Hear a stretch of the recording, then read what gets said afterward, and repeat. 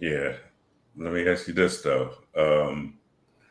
When's the last time you smoked a cigarette? Bought a cigarette off of someone? January 3rd, I bought January two 3rd? off a guy on my way home from work for $1. That's 50 cents each. That's good value. That's good value.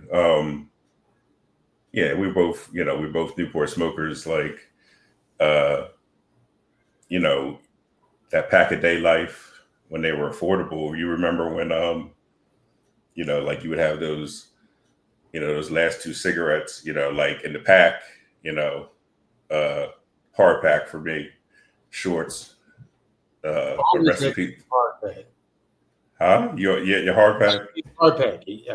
I can't have the soft pack. Like, It was resilient. It was more resilient. It was going to be in your pocket and stuff. Like it was going to be going through stuff. Like it was going to be more. I just thought of it that way. Like the soft pack was just going to get beat up, in your pocket. To be. But like, you know, I bought a lot of Lucy cigarettes, Newports in my life. I don't do it anymore. It's part of my past. Um, and yeah, like they used to be affordable. They used to be like $7 a pack. Now they're like, the average is like, $10 a pack. And you said it's been about a year since you bought one. That's good. I mean, that's I the last time I saw a Newport cigarette was literally a week ago. It was on the ground and it was perfectly intact. Like it was clear that like it just had slipped free and just landed on top of the blades of grass, just like, it was just laying there on the earth. Um, and I'm just gonna say, it was a vulnerable moment for me. And, and yeah. So, yeah, like, but like, here's the thing, so we were packing days, at our best, but like, there were people that bought cartons, and I've done the math on cartons, you know, for the current prices, you know, and the average carton of Newports is like $100 now, what? which is, yeah, yeah. I mean, you can get there's variation, but like the average for a carton of Newports is like $100, and there's 20 packs in there, and I did the math, guys. Like, if you sell every single one of those Newports in there for 75 cents, you can make $50 off of a carton of Newports. Uh, so it's, you know, I always like, there was always people that bought cartons. And like, I feel like, you know, they were almost wealthy with their smoking habit, and their approach to smoking cigarettes, that they bought value. They bought for value, and they didn't live for like, spotting a Newport smoker across the street, with 75 cents in your or $1. In Philly, you gotta offer $1 out of respect. They're gonna say, not 75 cents, like you're drawing, like, like fuck out of here, like, so just give me 75 cents. But like, you have to, like, it's nice to offer that $1 just to be nice, like you need the cigarette in the end, you know what I mean? Like, and in the end, sometimes they'll be like, here's two, because they know the struggle, you know what I mean? Like, the Newport smoking community is a community, you know what I mean? Like, and in that community, there's people who like are, you know, rich in their thinking and wealthy in their thinking. And it takes us into our show today. You know what I mean? Like, like, you know what I mean? Like, because people used to go drive down to Delaware to buy cheap cigarettes, like people used to go out of their way to like find value and be wealthy in their approach. And even if you guys right now, if you go buy a carton today, you know, I mean, you said you got two for that, you know, you got, it was 50 cents in your situation. So that's basically per cost.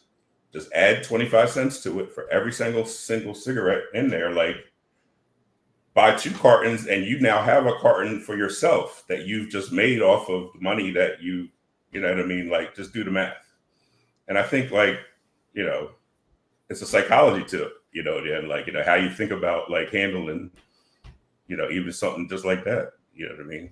Struggle's real, guys. You know, thank God we don't smoke anymore.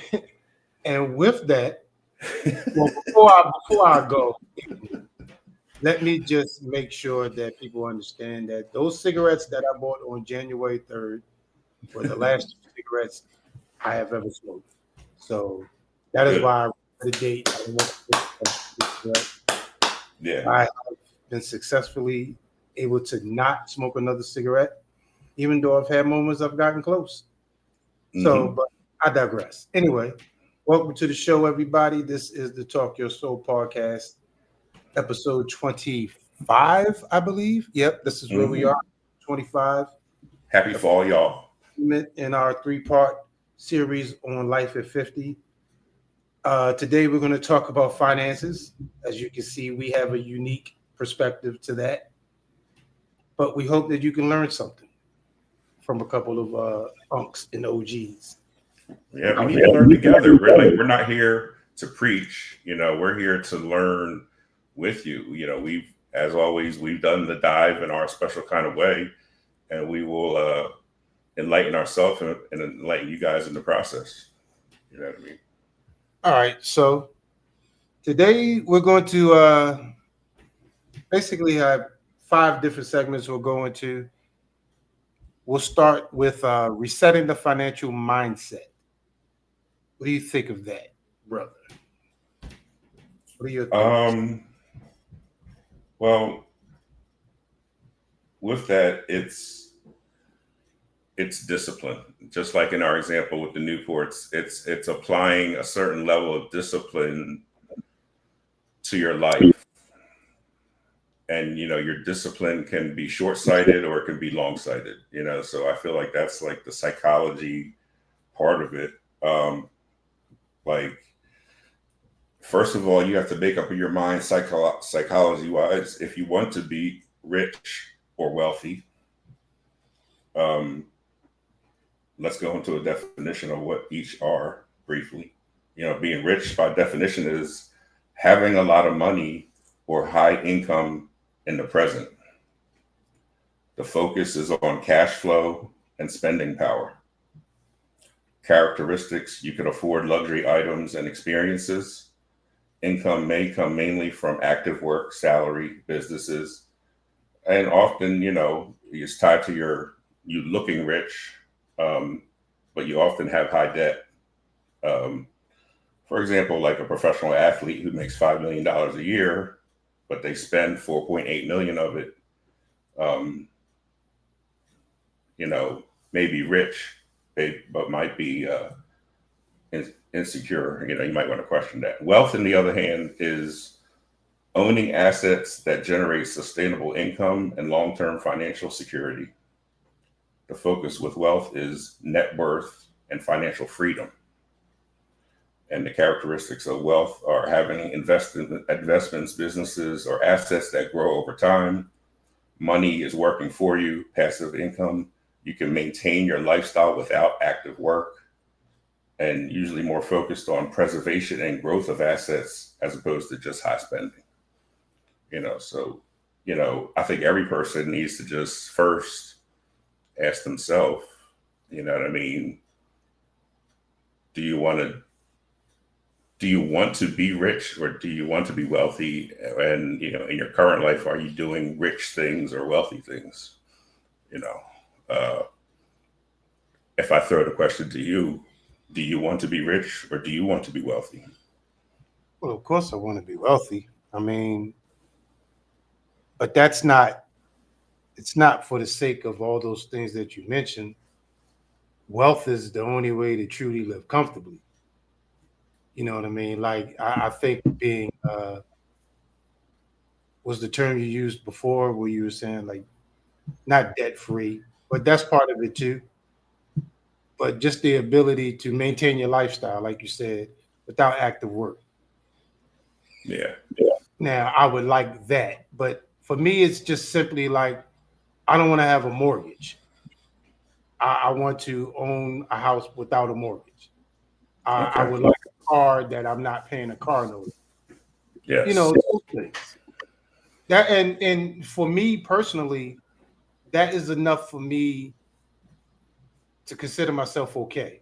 Because the two things that you need in life to really branch off and do other things are, realistically speaking, those two things: a house and a car, or somewhere to live and something to drive. Transportation is essential. Yes. And so Yes. I would like to be in that position.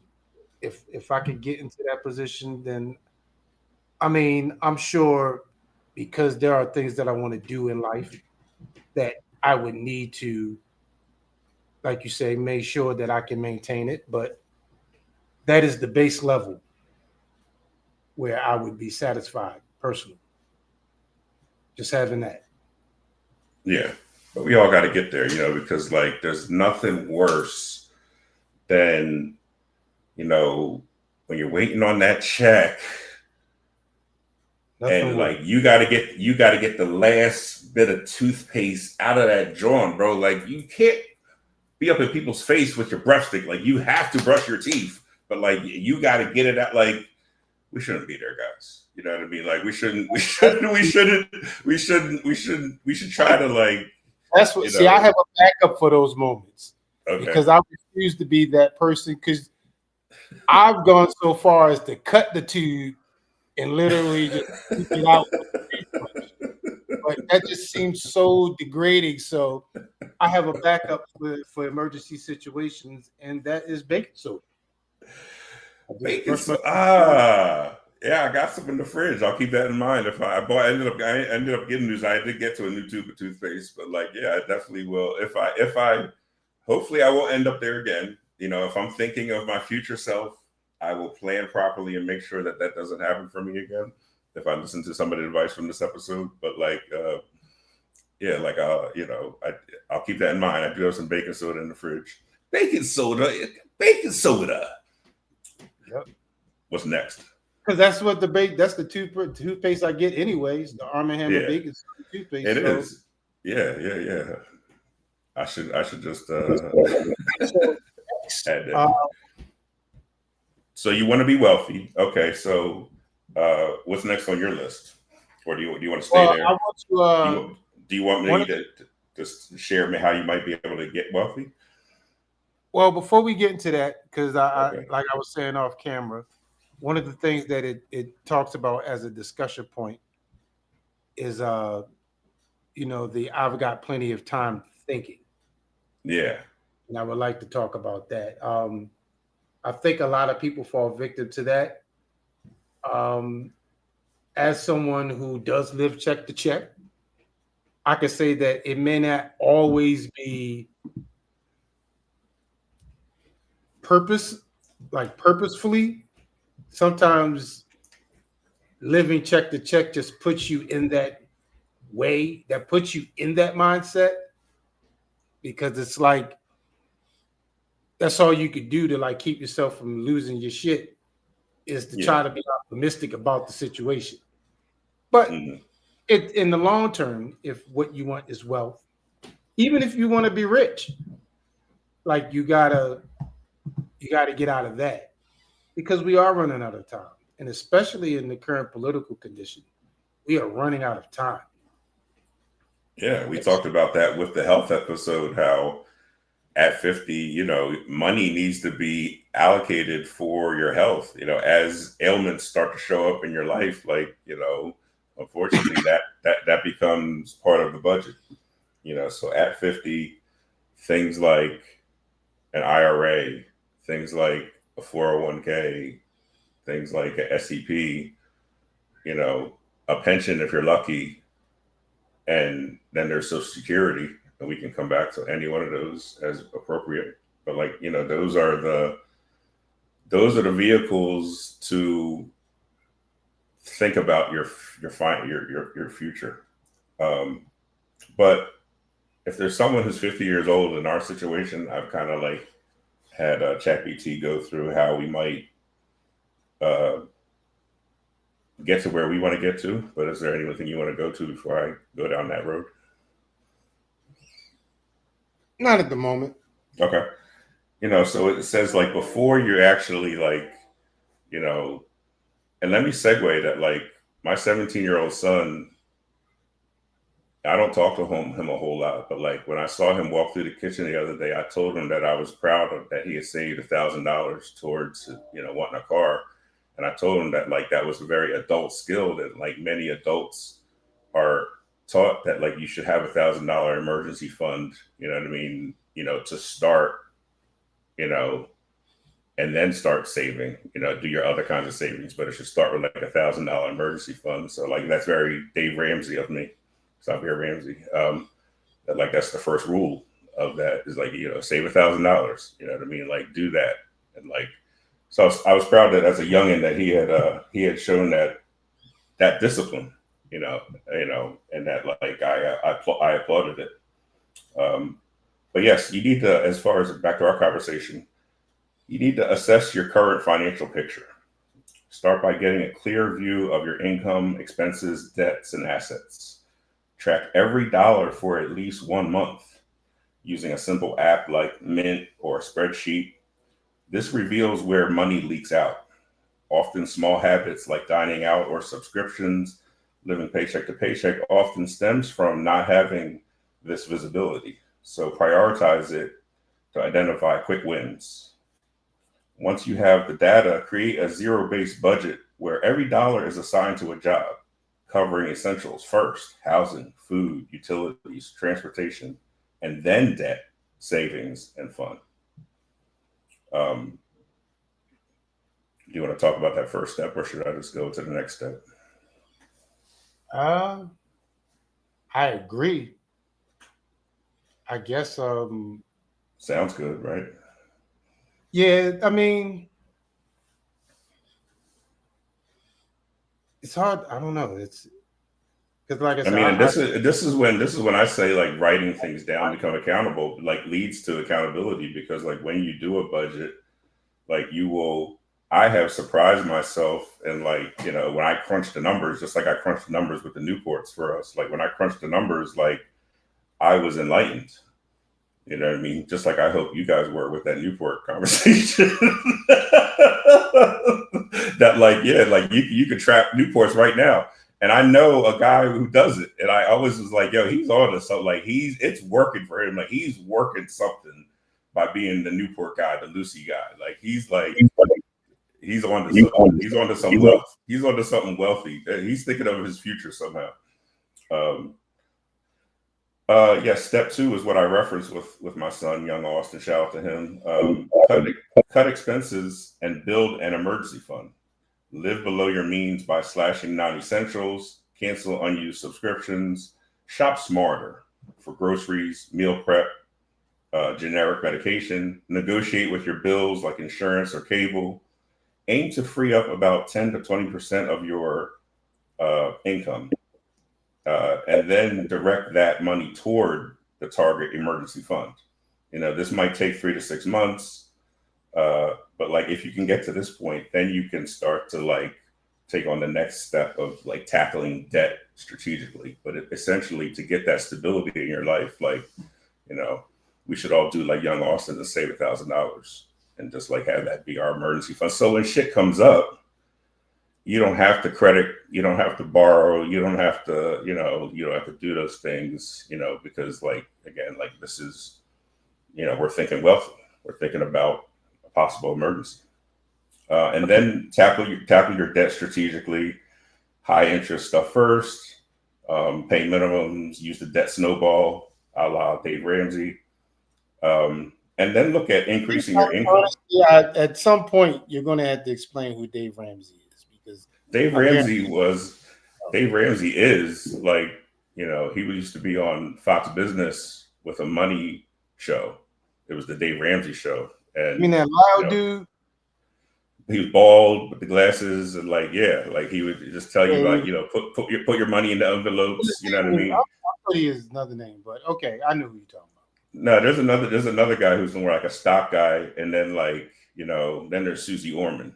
You know what I mean? Like, so like Susie Orman was the original, like, and it was crazy. I used to watch a lot of these financial shows, ironically. You know what I mean? Even though like I like, you know, like, so some of this stuff is old information that I'm rethinking.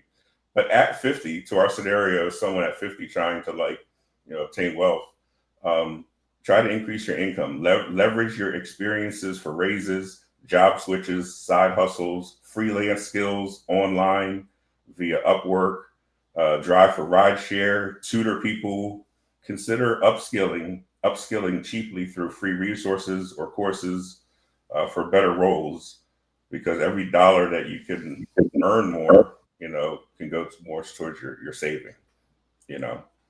Uh, and then you can think about saving, you know, investing for wealth at that point. That's when we talk about the 401ks and the IRAs at that point.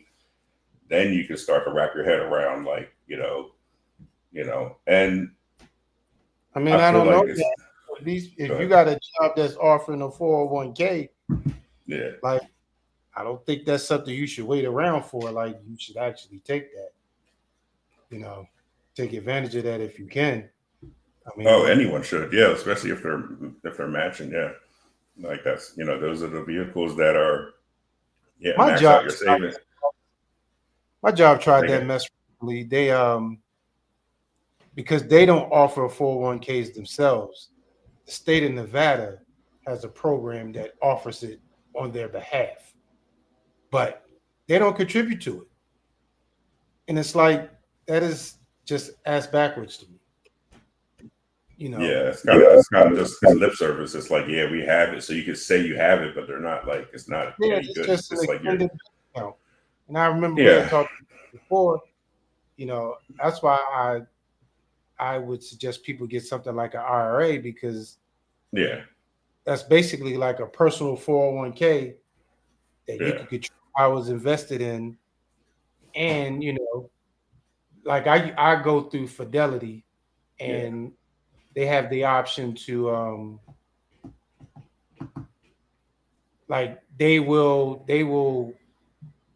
set up a you know, like a trading strategy, or they'll just leave the money sitting there. It's really up to you. But if you want them to do it, they'll do it, and they'll like you could go through and pick different stocks, or you know, you could consult with the advisor yeah. and you know have something set up that works in your behalf, which is something I probably think we should say before we get out of here. Also, is that we are not financial advisors, so Not at all.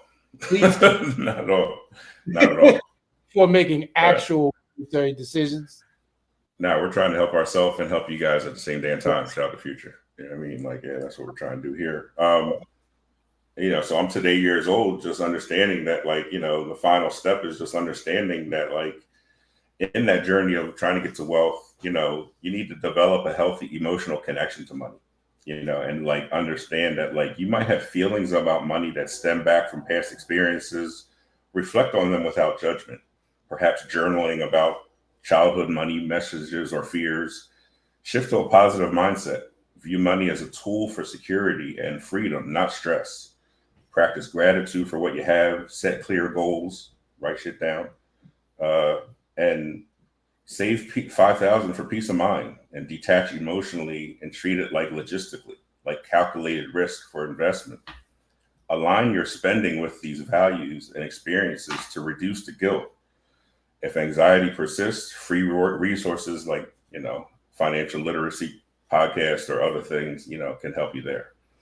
So, yeah, like, you know, in the end, just like, I think that's what I would like to shine light on, is that, like, you know, in the end, you know, we have choices, you know, Tom and Jerry, there's angel on one shoulder, devil on the other shoulder, and these choices come down to us. and we make choices. So the discipline comes in understanding that, like, you know, at a micro level, these smaller choices can add up to bigger wins, and like understanding that process and Well, buying here, into it is what people do.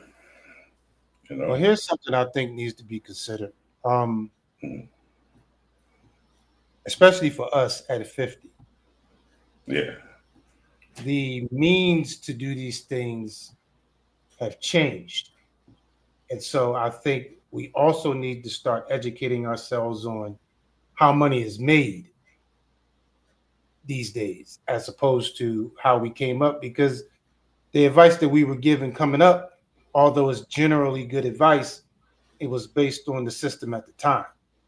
yeah, So maybe things could be done different. I mean, the goal is always going to be this, but I'm saying, like, now we have to start considering things like, Bitcoin, like like what money do we save?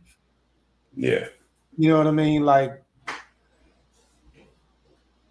are we still doing stocks? I know these kids now are doing like this day trading stuff, and they seem to be figuring it out how to make a lot of money. Do we get into that? Like, what I what think, I think, I think, in the end, my personal answer to that is making yourself valuable should be, you know, the goal, and in that you will find the money.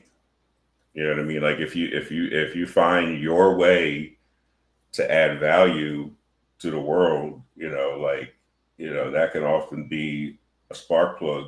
Um, you know, and yeah. Um, I got something else here. I want to just segue here too. Back to those, the choices. Like, so every time we have these choices and there's discipline, you can spend it all now. You get $3, you can immediately run to the store, buy candy. It's delicious. It's gone in 10 minutes. You put nothing into your wealth jar, it stays empty. Option number two is discipline. And discipline, it says here, can be a superpower. If you get $3 and you remember what your plan is, you decide to put $1 in your wealth jar, no matter what. And then you might use the other $2 for candy, and it's still fun. And here's the magic part: the next time you get money, you do the same thing, and you put another dollar in the jar. And after 10 times, you'll have $10 in your jar, and you didn't find a treasure chest. You just created $10 by being disciplined, using your superpower. Now the jar is getting full, and now it can be used something for bigger later on. You know, that's a very simple way to yeah, understand it. can someone at 50 think that far out? Which is kind of like why I brought up what I said, What I what because I what I what I just read was like you're ready to benefit from that. what Slow. I was what I was read was just written for someone with a fifth grade education to understand. Like, that's how I asked it to be written out. Like, the analogy was meant for like someone with a fifth grade level understanding. So, I'll use another one. If you plant a tiny seed, your dollar, in the jar, instead of eating it, you water it by adding more seeds. You have to be patient and not dig it up to spend it. After a while, that little seed grows into a huge, strong money tree. Yeah, if you can see your face right now. You know what I mean? Wealth Listen, isn't about how much money you make. It's about how much you don't spend and how much you yeah, save. I get that. And that's the superpower that you could have through discipline. So basically, discipline is the main takeaway. I'm just I wonder about that, because, like I said, we're talking about this for people who are our age.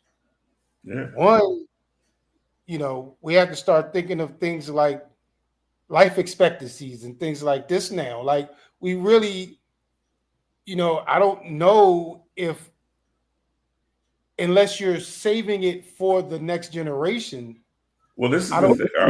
I'll make it real for you. So a lot of my patients after 50, like you need an influx of cash, quick before you can start. Or you can do it one little by little. You know, it's saying that with discipline, little by little, like you're going to be forced to work till you're like 80.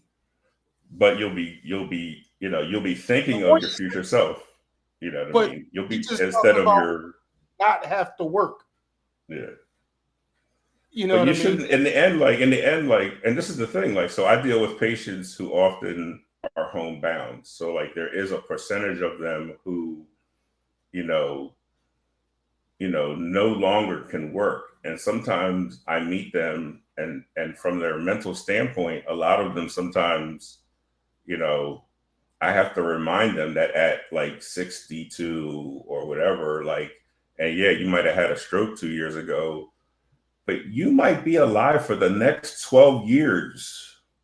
Like with like having survived, like, like you want to think about what this shoulder might, it looks like this now, but like if you continue to not do what the therapist told you to do 2 years ago, like you might be living for the next 10 years and this can get worse. You know what I mean? You're thinking very short-sighted. Like you're thinking like you're not like I hang out with the patients that are 90 and they've been living with things since they were 60. You know what I mean? So like, you know what I mean? Think about your future self. Like you might surprise yourself and actually. I don't know if this conversation you're saying now applies to money after 50. Yeah. Like I'm not saying saving is not what you should do. I'm saying you plan on dying at 60, if you want to just right now, and you're just saving a little. Now, if you're young, yes, I can understand how this will ultimately, by the time they reach our age and they've done this thing right. But the one set of instructions was for someone who was, I said, someone who's 50 years old, making $40,000 a year. To talk to him like a 5-year-old. No, that was a separate slide. One was just about discipline and wealth. That was the 5-year-old one. Just discipline and I'm wealth. Asking you right now. Yeah. At 50. Yeah. Where do you see yourself in 20 years? Personally, I feel like I'll still be working. You know what I mean? Like I want to be working. I mean, like, okay. If that's where you see yourself, then that's where you see yourself. But where do you want to see yourself? I want to see myself working. At like I've met physical therapists that work in there. You just want to be physically able to do it, or you still want to like? I'm just saying that we're talking. I'll tell you why. I'll tell you why. If you let me, I'll tell you why I'm saying it. I'm saying it because like at that age, like I don't mind the concept of still working. I have an uncle that works in his 70s. My mom was working in her 70s. Like sometimes you retire and that mentality makes you retire from life. Like sometimes like the story as old as time is like someone who stopped working and did nothing and died in 2 years. I get that because they were like, so like I want to my mentality is like, yes, I want to be able to be working and like, Okay, but I get that, but not everybody thinks like that. Okay. Some people like want to be able to go live a retirement and go do things. You know what I mean? Yeah. All I'm saying is, I think. But like, if someone wants to do it at 65, and they start being disciplined, that's what I'm trying to get at. Like. Even at 50, you can change the next 25 years of your life if you plan on living. That's what I'm asking. Like, where do you realistically see you getting to the point where you can go enjoy your life? If we're starting at 50, trying to right the ship, that's what I'm asking. Well, I'm going to answer your question honestly. I feel like I enjoy my life every day right now. Man, that's not speaking for yourself. I'm asking you to speak generally speaking. That's like what is normal? Like what is general? I mean, what we looked at, the information that we said was general information about savings and just general principles. I want, because you like numbers, I want to Yeah. talk the numbers. Like Okay. with saving, Yeah. as you put it, how much time will be required to you to get to a point where you could, let's say, even actively consider retirement, where you could choose not to work a job if you don't want to, because, like we mentioned earlier in this conversation, the money is now working for us. I'm Right. talking about that. How long I does it mean, take to get to that level if you we're have to. starting after 50? Okay, we'll go back to that slide because that's why I have the purpose of that one. I mean, if it takes 20 years, then let that be. I wanna have an idea, because that's Yeah, I mean, my it's gonna. I mean, that's basically the concept is if you save for the next 20 years, you might be able to enjoy the last 5 to 10 years of your life and not be a burden for someone. You know what I mean? Like you might, like it's like I'm just planning for my own death. I'm just saying, like you're talking about life expectancy and stuff like that. Like, so you have to plan for like, you That's know, true. That's you true. know, like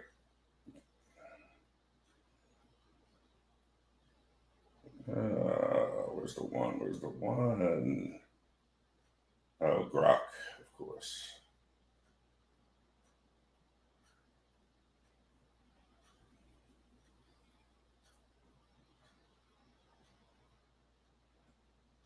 So yeah, like back to this, this one that had outlined the steps of, again, the scenario that I typed in. I said, I'm 50 years old. I make $40,000 a year. I live paycheck to paycheck. I'm typically broke. What is the strategy I can incorporate to improve my situation and obtain wealth and emotionally healthy connection to money? And that's what I asked it. From that, it gave me the steps. Specifically, Yeah. if I want to say plan to not have to work, and I'll do it myself so I can see it.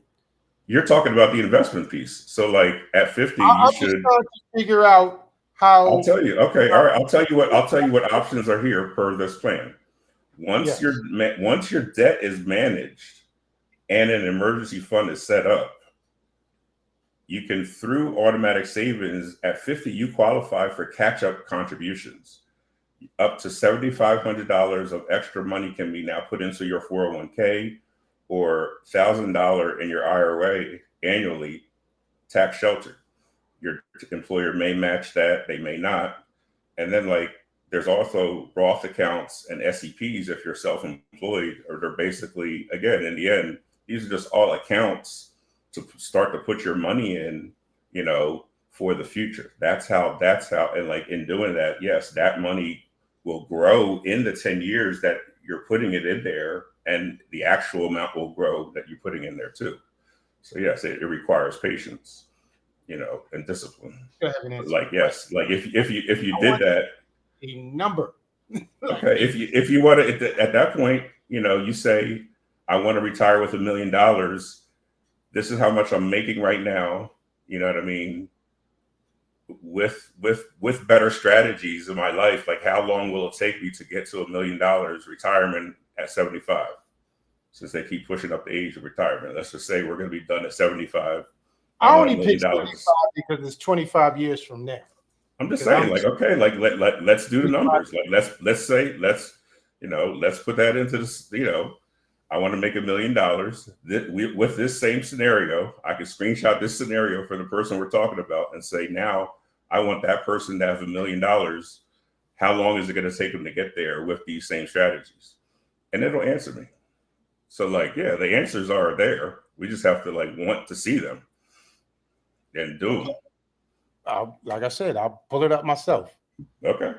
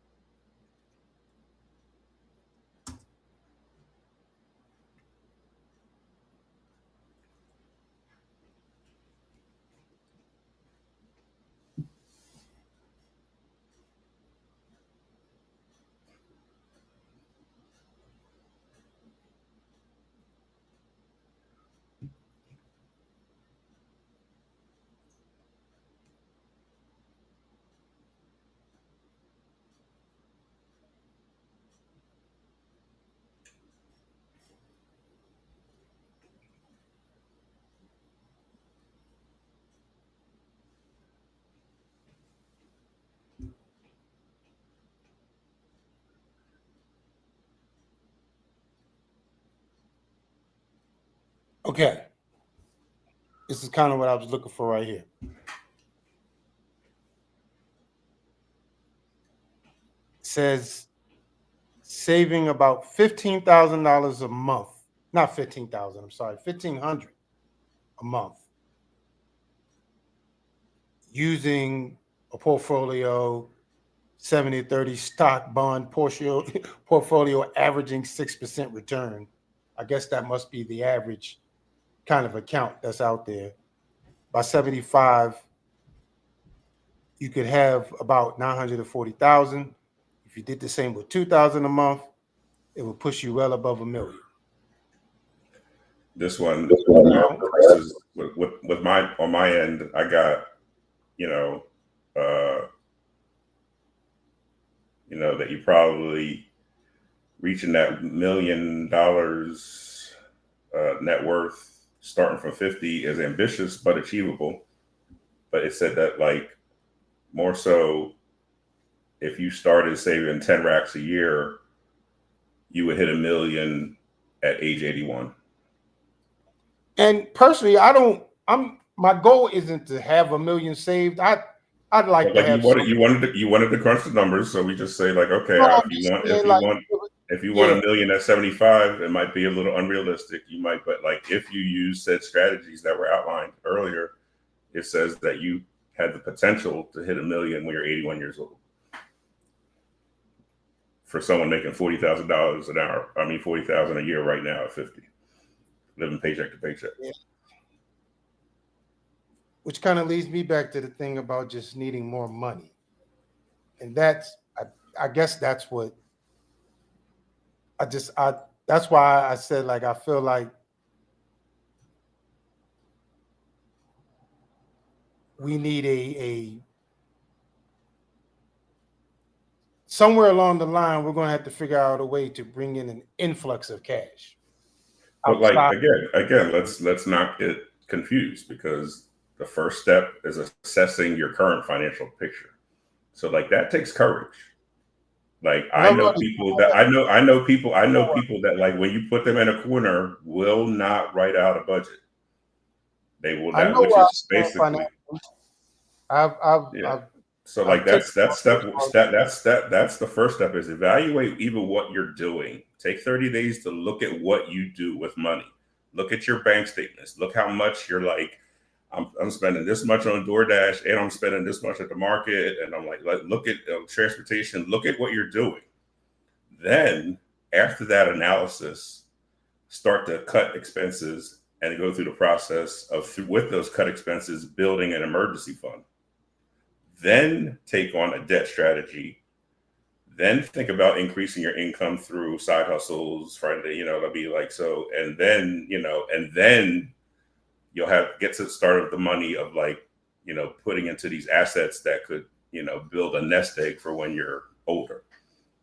So these are the steps outlined. And then again, work at your own psychology with money and like how, and look at the daily decisions, again, in that analysis, that's what should happen is like we analyze what we're doing with our money.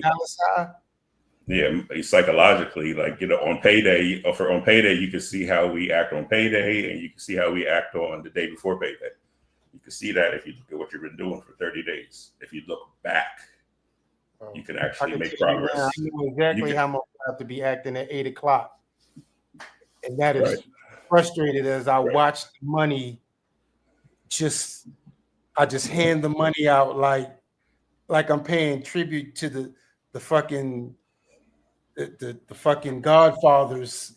You know what I mean? Just handing out tribute after tribute. But when it comes to everything you're doing, you need to sometimes do it strategically and buy in bulk. You need to reanalyze, like run into the corner every day to take care of something, or just like taking care of it another way. Gotta think outside the box, guys. And on that note, again, consult a real financial analyst. Yeah. But we have definitely given you an idea of what you can do.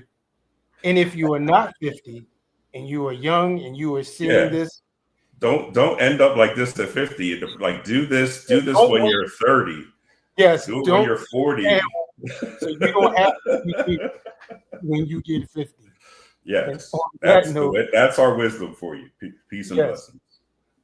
Peace.